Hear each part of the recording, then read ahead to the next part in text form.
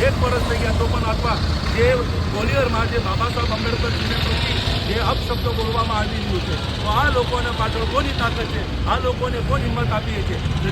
અમને ખબર છે કે ભાઈ મધ્યપ્રદેશમાં જે ભાજપની સરકાર છે તો ભાજપની સરકાર આવા નાલાયક પ્રવૃત્તિ કરનારને અમે કેમ કડક પગલાં ભરતી નથી?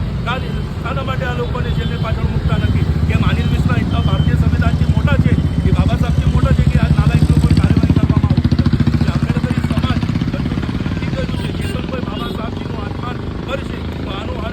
જેવી અમે પુતળા દહન કર્યું છે તેવી રીતે જે લોકો સામે આવશે આવી પ્રવૃત્તિ આ લોકોની પણ થશે,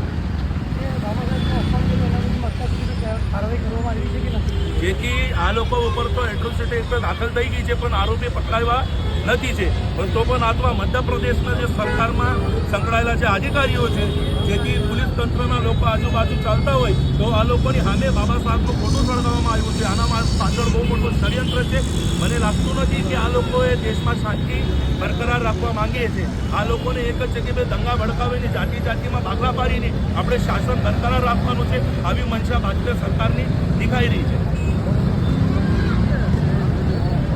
नहीं चलेगा, तानाशाही नहीं चलेगी, नहीं चलेगी, नहीं चलेगी। अनिल मिश्रा मुर्दाबाद, मुर्दाबाद, मुर्दाबाद, मुर्दाबाद, मुर्दाबाद, मुर्दाबाद।